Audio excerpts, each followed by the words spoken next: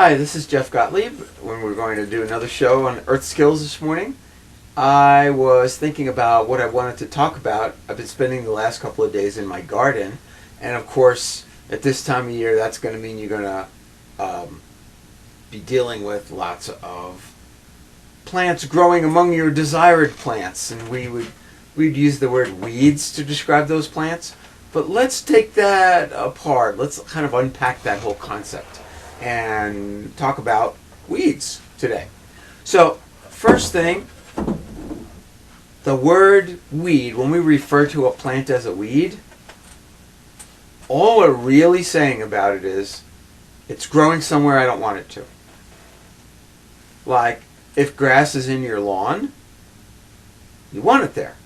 If grass is in your flower bed, you call it a weed and you pull it out. The grass didn't change. It's just your attitude. So that's something that takes some people some getting used to.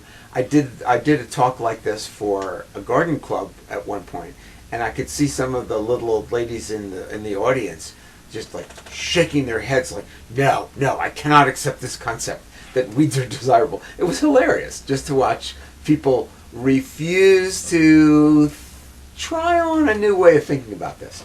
So let's just say that the instant you decide you want a plant to be there, it's not a weed. There's no category that says, well, these are plants and these are weeds. There's no such thing. So we're going to look at some of the common wild plants that will show up in your yard and your garden. First of all, there are some similarities, even though the plants that I'm going to show you are from widely different families. They have one thing in common. They like disturbed soil. So there are native plants that like disturbed soil, things that will like grow back after a forest fire, or will grow in a newly formed sand dune or something like that. Those plants like disturbed soil. So one of the differences between these plants and those plants is that almost all of the plants that I'm going to show you are introduced from other parts of the world. And one of the things we don't like about them is how fast they can reproduce and fill in an area, like choking out our baby tomato plants or something. And the reason why they can get away with that is because in their native land, there are predatory insects that eat them, that kind of specialize in eating them. There might be diseases that particularly attack them. There might be other plants that compete with them. So they get a tremendous advantage being in a new part of the world where the diseases aren't here, the bugs that eat them aren't here, and the competitors aren't here. We could also get plants that grow moderately where they're from, but this climate might be even more advantageous to them and get them to grow faster. So, why is this worth this discussion on, what are weeds, what benefits might they have, and why would we discuss calling them anything else and maybe deciding we like them or anything like that? Why would we do that? Well, because weeds are not the problem. Weeds are the response to some problems. Because if you had old, rich, stable soil with a good kind of fungal colony and the right soil bacteria in the right order, and you had plenty of leaf litter on the ground, and you had established trees and shrubs, and if everything was almost like we could say normal for this climate, what's the kind of climax vegetation? Climax vegetation means if everything grew as old as it wanted to and lived that way for many generations, and then things didn't want to change because they liked it that way, that would be climax vegetation. So in these mountains, climax vegetation would be huge old trees with lots of space underneath and a lot of shade. And that's what you would see if you went to like Joyce Kilmer Forest, which is gigantic old tulip poplars. And it used to be gigantic old hemlocks as well, but they're gone. So when we move into an area, we cut down trees, we plow up the ground, we dig everything up, we kind of sift everything smooth. Usually the developer steals the topsoil and sells it. And so what you have left is bare subsoil with not a lot of nutrients in it.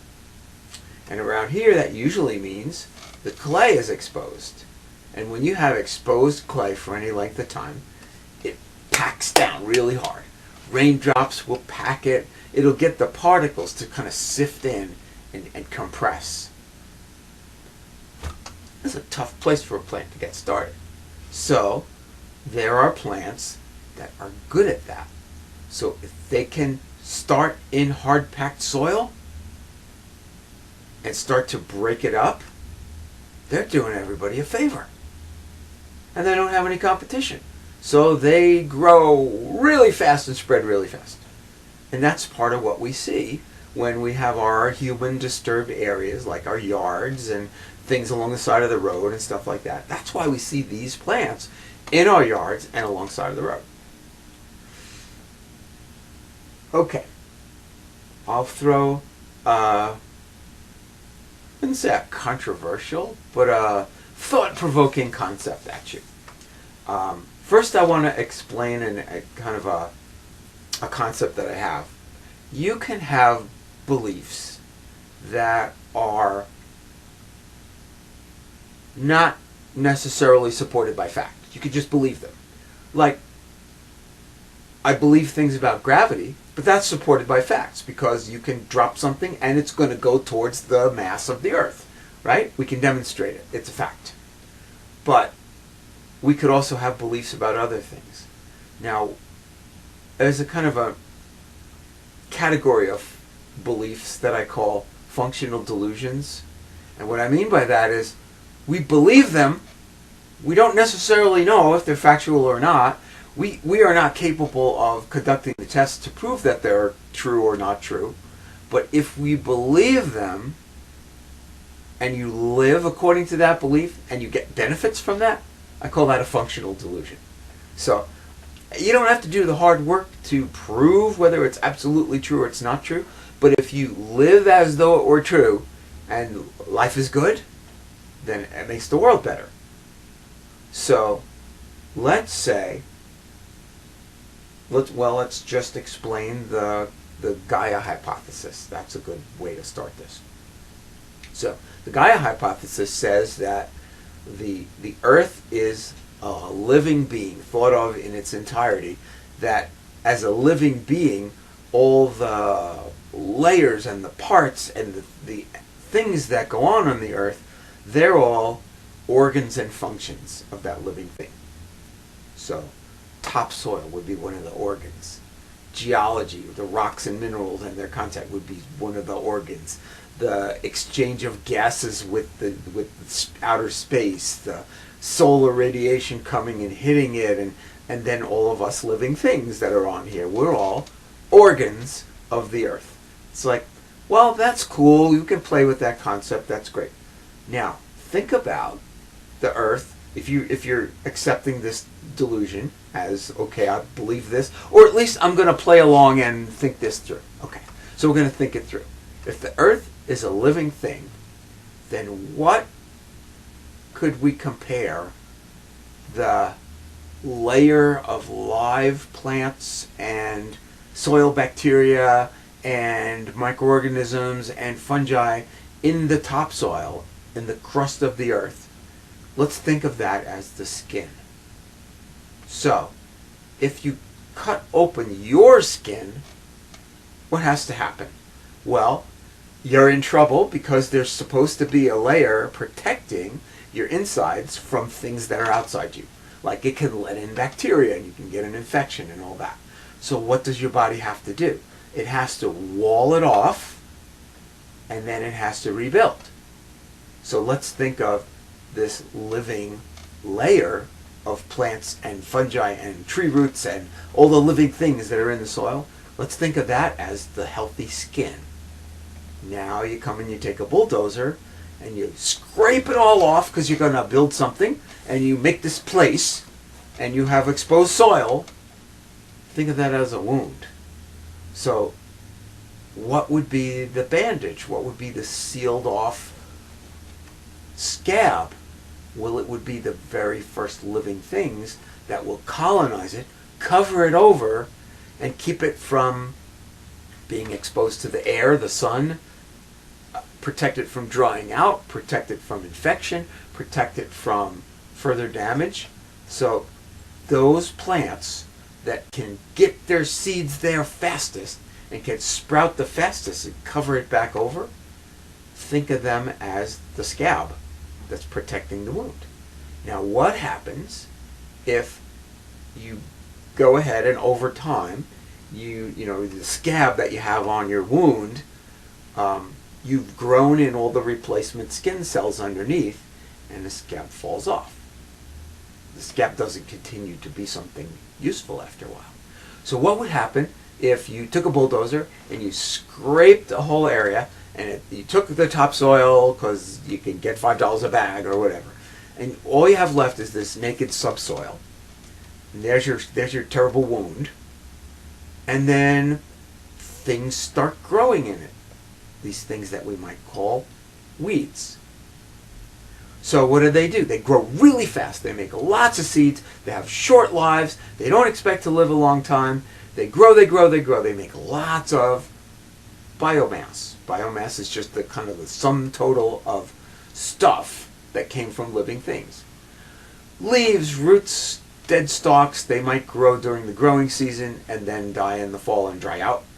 Or they might, just live their lifespan, and then they're relying on their seeds to grow next year, not themselves.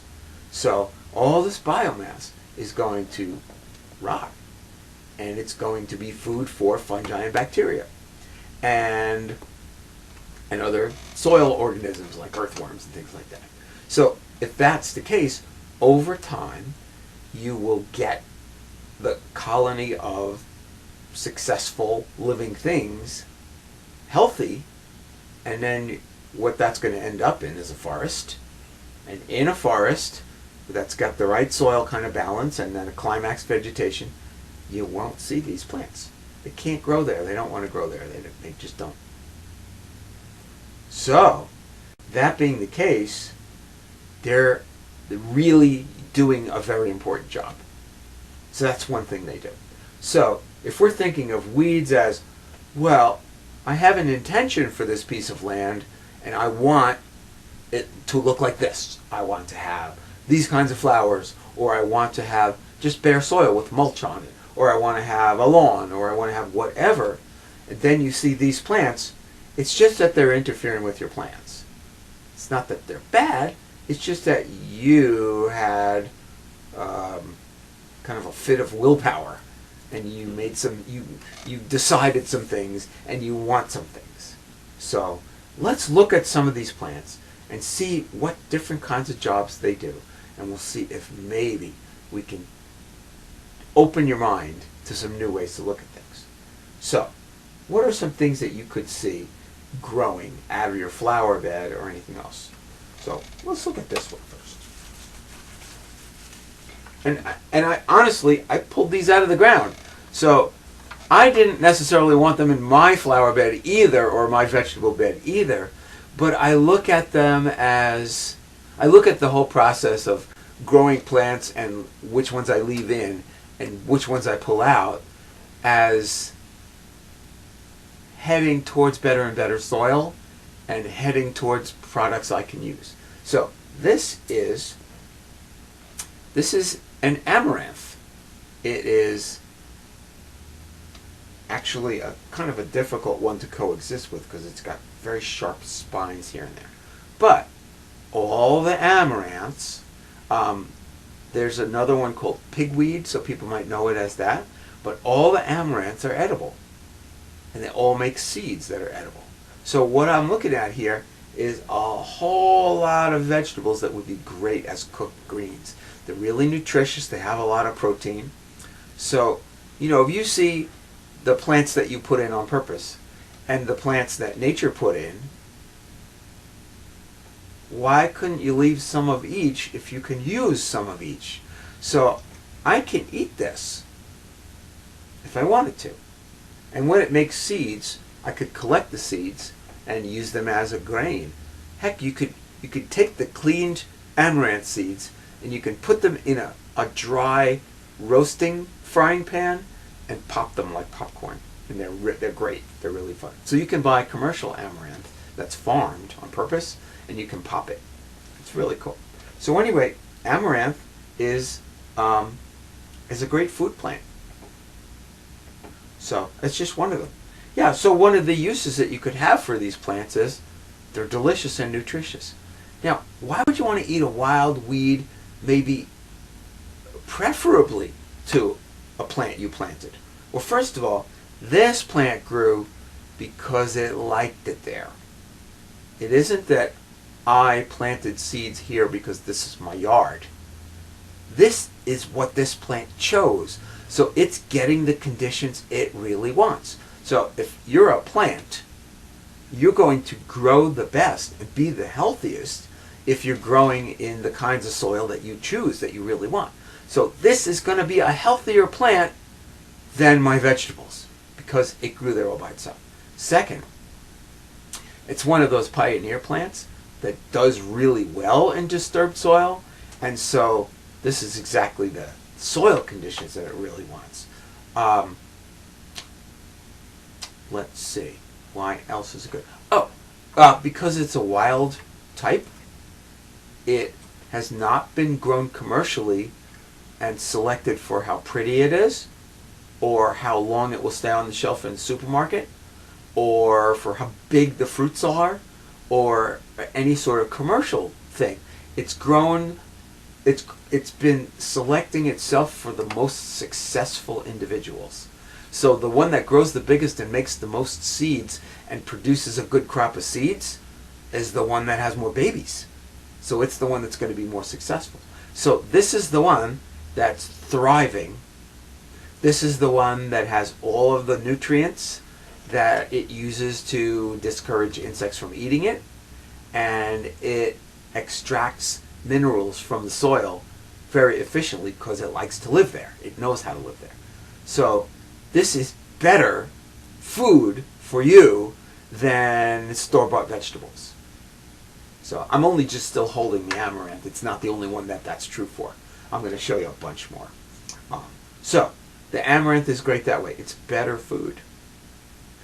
And also, eating your weeds as preferable to store-bought foods, I don't think I would like to know just how long those store-bought vegetables have been away from the farm.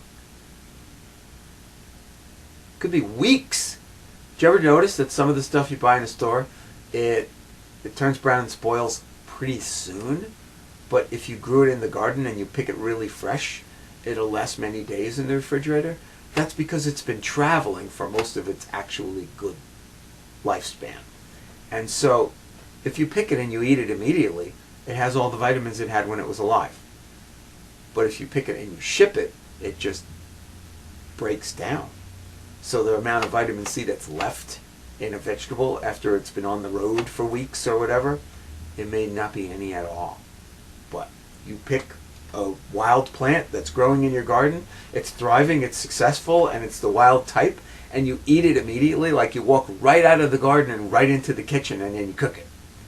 That's the best food you could get. That's the highest nutrition. That's the most nutritive way to get food from plants. I mean, short of picking it in the garden and putting it right in your mouth. But some things are better cooked. I like the amaranths cooked. Sauteed, stir-fried, stewed, put in soup, any cooked way like that.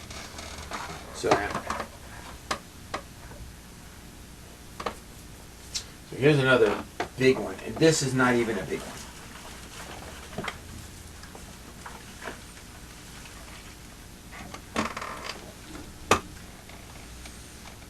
It's a little wilted.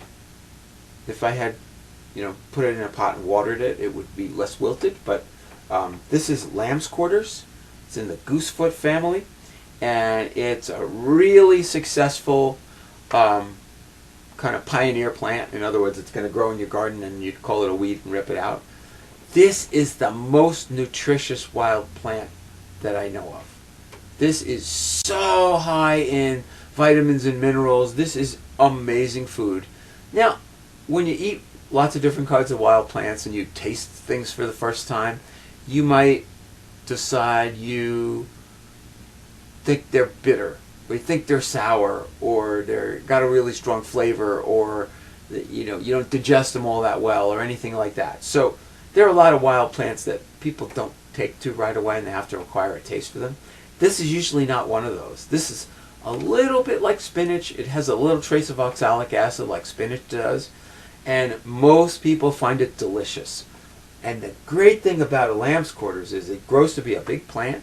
If you go to it when it's like a foot tall or something, and you just pinch off the tips and you leave the plant in the ground, it will branch at the place you cut it, and then you have 2 growing tips for each place that you cut it. And so you'll create this gigantic multi-headed bush that could be 7 feet tall and covered with food. And you could eat off the same plant for the entire season. And the more you pinch it back, the less it's going to mature and go to seed. Here's a concept: meristem. And meristem is the kind of process the plant is going through when it's doing active growth. It's tender, it's got sugars rather than resistant starches, and it doesn't have its bitter compounds or bug-resistant compounds or stuff like that. It's the most delicious, most nutritious, most digestible part of the plant. And it means like the tender growing tip. You can often see that the leaves in the meristem portion are a lighter color than the ones that are more mature. So that's going to be, you just follow the meristem. It's going to be the growing tip. It's going to be the flower buds, before they're opened. It's going to be the seed pods before they're mature. So just follow whatever the plant is putting its energy into, and it'll be the most delicious, most nutritious part of your food getting. So lamb's quarters. It's very hearty. It's very delicious. It's very nutritious. So if you can find room in your garden to just let a couple of them grow, pull out the rest of them, you'll be happy. Okay, what's going on down here? What's going on down here is it's a turnip green, and I planted turnip greens, but they started to reseed themselves all by themselves. So there are wild plants that go everywhere and anywhere, and then there are cultivated plants that get themselves established and they keep reseeding themselves. So we could call this a naturalized plant, because I don't have to plant any turnip greens. This one is kind of beat up. It's been in the shade and it's gotten chewed by bugs, so it's not as glorious and healthy as some of my other turnip greens. So I don't plant turnip greens, but I eat turnip greens all through the year. They grow little turnip roots, but I like the idea that I don't have to plant them anymore. So is this now a weed because it's growing in the vegetable beds where I put in a tomato plant and all of a sudden there's turnip plants all around it? Well, maybe when I pull them out, if I don't want them next to the tomato, I pull them out and I eat them. So that's another thing. You could continue to cheerfully pull out the plants you don't want in your flower beds or your vegetable beds, but consider them a resource and eat them because they're food. So I'm always managing, what's growing? How is it growing? Am I pruning it and using little pieces of it? Am I deciding that I need that space for something else and I'm pulling out and I'm using it for something else? The other thing that's happening with these quote-unquote weeds is that they are what we call dynamic accumulators. Here's a famously good, actually this is not the one that's famously good for that. Put a pin in that. We're going to talk about that one. Okay, this would be one. Now this is a native wild plant. This is pokeweed. It's American poke, and it grows a great big thick taproot. A lot of country people are familiar with poke when it's young and tender, eating that meristem. They pick the growing tips when they're like smaller than this, maybe up to about this size, before the stem gets tough and stringy at all, when it's still all tender, and they'll cook it, and it's delicious. They make something called poke salad, and it's not salad. You don't eat it raw. You cook it, and you cook it. First of all, you get some water boiling, and you put your chopped poke into the boiling water, and you let it simmer for just a minute, and then you take it out of that boiling water, and you put it in another pot of boiling water, because there are chemicals in the poke that are toxic to you and me. So they're taking precaution. And then I know other people that say, if you're picking it at the right stage, don't bother, you're fine, you don't have to do changes in water. And Sam Thayer, who is a really well-respected author on wild plants and using wild plants for food, suggests that some wild plants that we eat and we do this changing of water precautions, it's because people were eating the wrong plant and they needed to change the water to get the toxins out of the plant that they were eating that wasn't supposed to be eaten. So, I mean, the controversy between eating milkweed and eating dogbane is another one of those things. We don't eat dogbane, it's really poisonous. But we eat milkweed and we take these changes of water precautions. But he's saying maybe we only did that because they can be a little tricky to tell apart if you're not paying attention. But anyway, so the poke is going to grow a big, thick taproot. What does that do? Well, it grows down deep in the soil. And growing down deep in the soil, it's reaching parts of the soil that aren't near the surface. So it's touching minerals that have been depleted on the surface. And it's incorporating those minerals in its body. And so, one of the things that's good for, permaculturists use a technique called chop and drop. So if you have plants that are growing and they're pulling up minerals from down deep, and then you chop them off because you want the area kind of cleared, maybe right around your fruit tree or something, you just chop it all down and you leave it right there to break down and become compost. And what that does is to take the minerals that this plant collected and make them available on the surface to other plant roots. So that can be a really good thing. So that's called dynamic accumulation. And it's really well known in certain garden plants like comfrey. But plenty of wild plants are really good at it.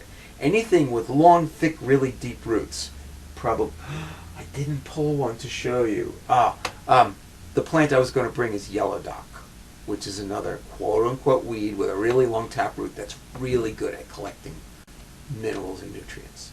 So if you don't have to pull it out, just chop it and drop it, and it's going to make great nutrition. So the poke is food at the right stage, and it's enriching the soil, and with a big deep taproot, it's also breaking up the soil. It's also making channels down into the soil. Like when a plant that has long, deep roots dies, that those spaces where the roots were and where they're decomposing are channels where water can get down, earthworms can get down, and other things can mix in the soil. So, big, thick roots that are now not there because they died leave functional air exchange and water exchange and mineral exchange. So it's great to chop and drop.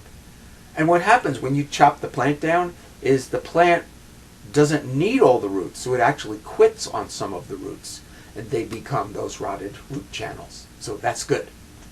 Another thing poke is good for is medicine. Now, here's another functional delusion. And I would call kind of traditional stories about people's relationship with plants in the category of functional delusions, because they're stories, and yet if you live like those stories are true, they help you. I'm talking about like Native American stories about people's relationship with plants. Well, the Cherokees say that not just Cherokees, lots of other folks, but they say that plants that grow right near your house, they do that because they like people and they want to help us. And there's a story, I might tell that story. Yeah, I think I will. So, there's a story about in the earliest days of living things on the earth, there was a problem with humans and animals, and the animals decided to get rid of us, and they couldn't make it happen. I'll tell the whole story, but in effect, the plants saved us. The plants decided that they would not help, and yeah, I'll tell it. So anyway, some of the plants have decided that they're going to be our friends, and they're going to live next to us, and they're going to provide help for us in lots of different ways, if only, yeah. So some of the plants that are growing outside your door are very useful in really easy ways to accomplish. In other words, when I get to this plant, we'll have one of these easy, simple ways. But the poke is actually not one of those, even though it's going to grow right near your house. It's medicine, but it's a highly toxic plant. And if you don't know what you're doing and you don't use the medicine properly, you can make yourself really sick and maybe even dead. If you were to eat a large quantity of poke root, you would be extremely sorry or dead. So, herbalists that use poke, they have to know what they're doing, and they have to use it just right in the correct amounts and make the preparations in the right way, or they're going to make people really sick. I have a neighbor who's an herbalist, and she uses poke regularly, and she gets great results with it, and she swears by it. She comes to my property to pull a number of my different weeds at the different times of the season in order to make medicines from them. So poke is one of her favorites, so she likes to be able to get young poke with small, tender, manageable size roots. A big, old poke is perennial. They'll live year after year, and the root will just get bigger and bigger and bigger and deeper and deeper and deeper until it weighs a few pounds. And it goes down 4 feet. It could be a big thing. A little hard to process something like that. It's stringy. So she likes these tender ones to make the preparations. So anyway, poke. People that did know what they were doing, people that have been living in the mountains for hundreds or if not thousands of years, they've been enjoying poke as a food source for all that time. So poke is great. With the caution that you should know what you're doing before you do anything with the plant and make sure that it is the right thing to do. If you're thinking of eating it, are you eating the right part? Are you taking it at the right season? Are you doing a process that's compatible with you eating it? Okay, so here's another plant. This is broadleaf plantain or English plantain, and it's really common.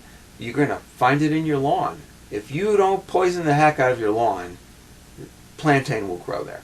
Now this plantain has no relation to like banana type plantains. This is the whole plant. It's not like a banana tree. So the broadleaf plantain, you can tell it because the veins in the leaf run from the base all the way to the tip. They're stringy. When you pull a leaf, you can see strings come out of the stem. And this is the seed stalk. So this one is a very accessible medicine.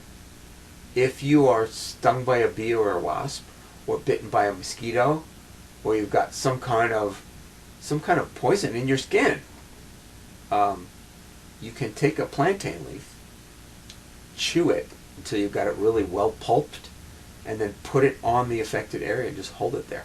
It will draw. It will pull things out of the skin. And I have literally seen kids get stung by a wasp, and I teach them how to take the plantain leaf and chew it and put it on there, and in 5 to 15 minutes they can't even find the spot, as opposed to it getting really swollen. Now, you might say, well, that doesn't prove it, because you didn't not put the plantain on and then see if it swelled. You put the plantain on and you don't know what it would have done if you had not put the plantain on. Well, I actually got the experiment that proved it, because I had a group of kids that were walking through an area where they caked a yellow jacket nest, and 5 kids got stung.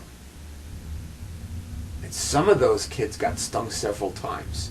And so we were happily picking plantain leaves and putting them on, and one kid had 5 stings, and I put plantain leaves on 3 of them, but he didn't tell me about the other 2.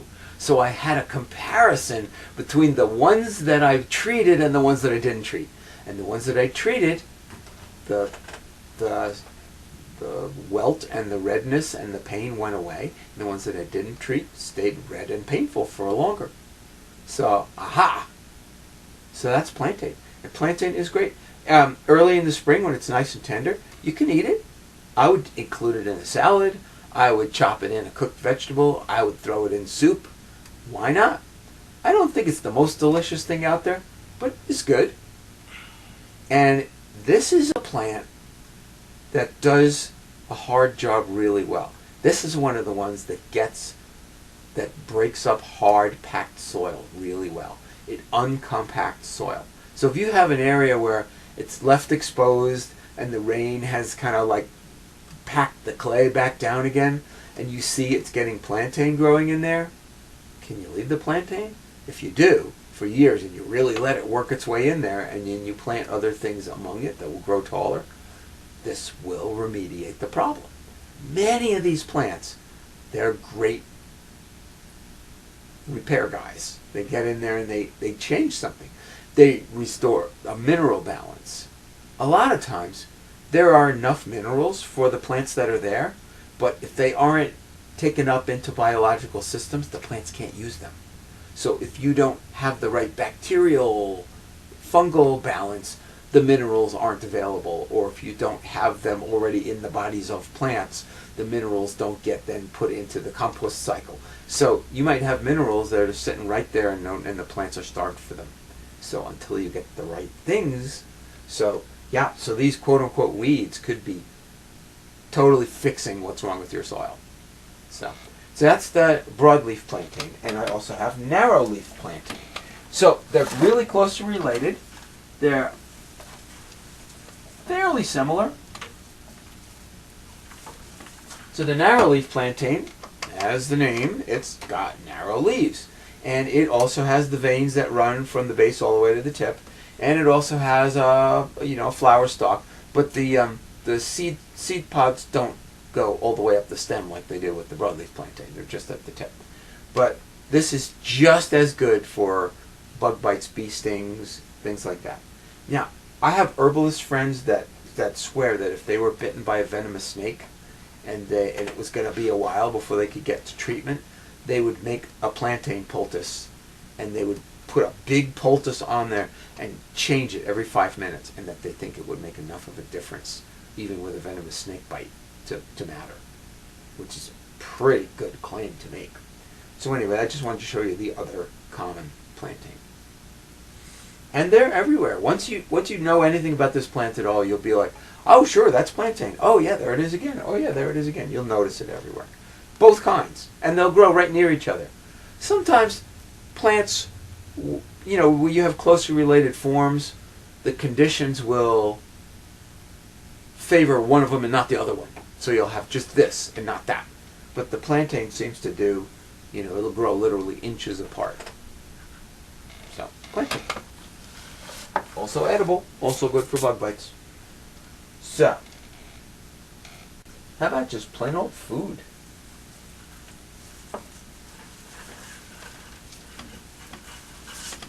This is wood sorrel, S-O-R-R-E-L. And it's got 3 leaflets like a clover, but it is not a clover. It has yellow 5-part flowers, not little pea-like flowers like the clover. It's actually related to Irish shamrocks, in which case the family Oxalidaceae, it's named because they have a lot of oxalic acid. And oxalic acid in really high concentrations is poisonous. There are plants that have so much oxalic acid that if you ate a whole bunch of it, first of all, it would irritate your throat so badly your throat would swell and close up and ultimately could kill you. But a very small amount of oxalic acid, that's what gives spinach that little bit of bite. It's in a lot of our vegetables. So it's in this one to the degree that when you eat some of this, it's really tangy. It's a really nice salad additive. So, when I see this, there may be more of it in the garden than I want, and I might pull it out, but I might pull it out and put some in the salad. It's good. All of the sorrels are like that. There's sheep sorrel as well. I think I brought a sample of the sheep sorrel, but I don't think I need to pull it out. So wood sorrel. There are native wild wood sorrels, and there are a couple of species that grow in old growth climax forests. And you go in the redwoods in Northern California, you will see a little wood sorrel, actually a medium-sized wood sorrel. It has pink striped flowers. This one has yellow flowers. There's a wild one here in the Appalachians that has larger yellow flowers, and it's a bigger plant. So they're around. There's wild ones, and then there's introduced ones that grow like weeds. Like you won't find the one from the redwoods taking over your garden. It just wouldn't do that. So anyway, just more food.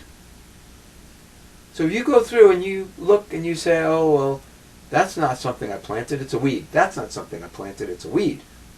Don't necessarily consider them useless and horrible. Consider them possibly valuable, possibly desirable. Maybe you want to leave them in there. Maybe you want to, harvest them when you can use them for something. Just like leave them in there until it's time to make some soup. Sorrel is a great ingredient in kind of tangy sort of sorrel soups and things like that. People use it in France for soups. So, don't pull it out until you're going to make a batch of soup. Then pull it out. All right.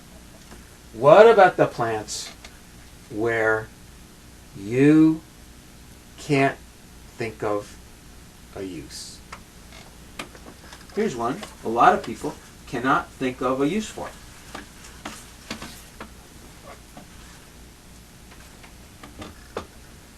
This is in the tomato and potato and pepper family.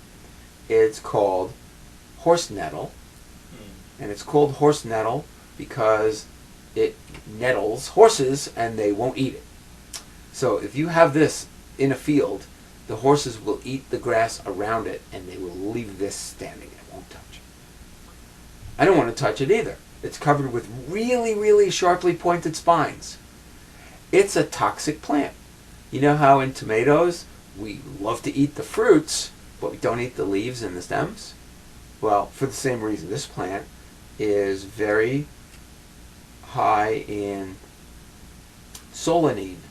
That's the toxic chemical that makes potatoes green if you leave them out in the light, and they say don't eat the green potatoes because they're harmful.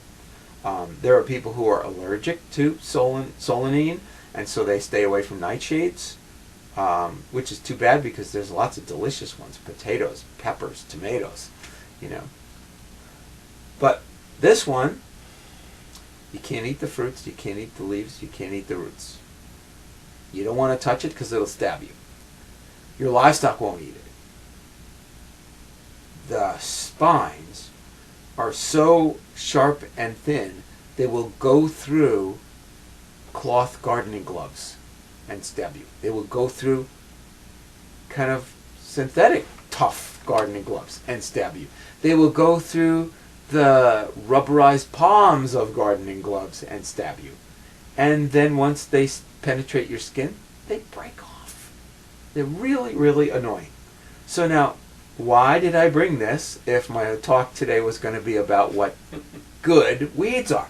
Well, sometimes the things that these plants do are not for you, but they're helpful for some other thing.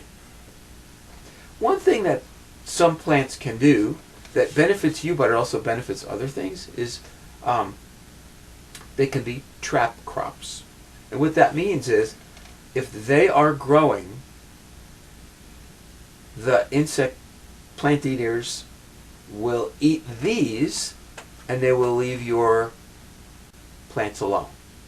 So if you have this next to your peppers and tomatoes, it might save your peppers and tomatoes from tomato hornworms. And I just heard something recently, and I tried it, but it's inconclusive as to whether it works. Like if you go to your tomatoes and peppers and there are tomato hornworms, the big green caterpillars with the pointy tail on them. By the way, they're completely harmless. They cannot stab you. They can't hurt you at all. So what I heard as a suggestion was carefully pick them off the tomato plants and put them on the horse nettle plants and let them eat the horse nettle plants. And what will happen is they'll go ahead and they'll eat the horse nettle plants and they'll leave your other plants alone until they pupate, and then they become beautiful sphinx moths. And they fly around and they go pollinate some flowers, and then they, lay some eggs and they die of old age.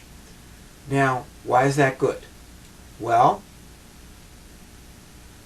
if you have tomato hornworms in your garden year after year, you are going to see some of them get attacked by a parasitic wasp.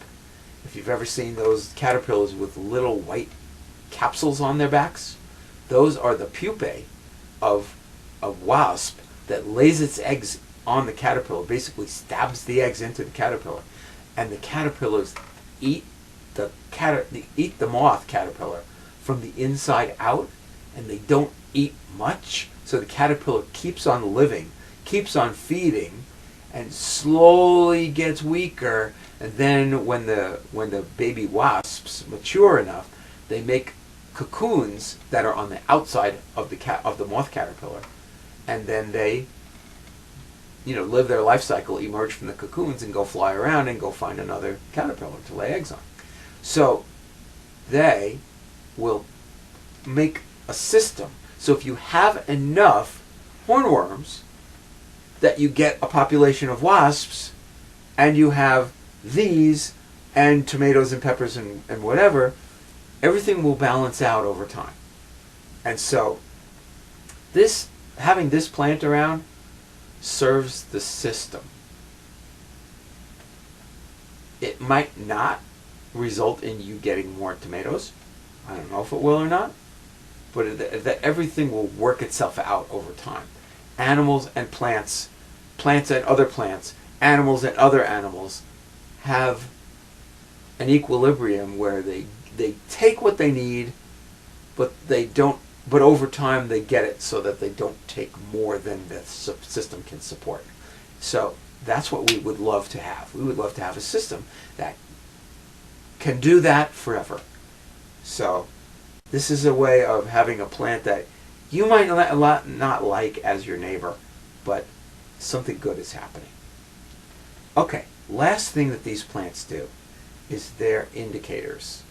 So if you're trying to grow things and you're trying to improve your soil and you're trying to get your plants as healthy as possible, what you would like to know is if your soil is lacking any minerals. Well, some of these weeds only get established and grow like crazy if either there's a deficiency of a certain mineral or there's an overabundance of a certain mineral. And what are they going to do over time? Well, if there's a deficiency of a certain mineral, I talked about that sometimes the mineral is there, but it's just not available. They'll make it available. So they'll help improve your soil. And sometimes if the mineral is available in overabundance, it will kind of lock it down. It will, incorporate it into its body in chemical combinations that are then not so available to the other plants. So it will take an imbalance and bring it back to balance just because this plant decided it wanted to live there. It works. If you can find room and live in equilibrium yourself with these plants, you can get things done more easily over time. It can mean less work for you to have a sustained yield from your farm or your yard or your garden. It can mean that you're contributing to improving soil just by the way that you manage your property. And if all we did with the things we do with our land is improve soil, build soil, that's a legacy for the future. That's saying, well, I lived here, but I not only didn't wreck the place or extract value from it, I set up a system that increased value, that increased health, that increased diversity of living things on that place. Basically, like when they tell you, if you're going to use our building, leave it cleaner than you found it, sort of a thing. This is like saying, I'm going to steward this piece of land. It's not my land because I'm only going to live on it this length of time and then I'm going to die. So in a way, I don't own it. I live on it and I serve it. What I do can either wreck it or improve it, and I can decide, how do I want to live here? How do I want to be? Do I want to be a constructive force? Or do I want to just take and not even ask whether I'm helping? Are you going to be short-sighted and small-minded? Or are you going to be thinking about the future and thinking about those other than yourself? And if we go back to the Gaia hypothesis, and the Earth is a living thing, and you're just one of the cells in the organs of the more complex living thing, the liver in your body doesn't run around saying, I'm the only important organ, and it's okay if all of you other organs get messed up, ruined, knocked out. That wouldn't really work in your body very well if your liver worked at the expense of your heart or at the expense of your skin or whatever. We need all of them.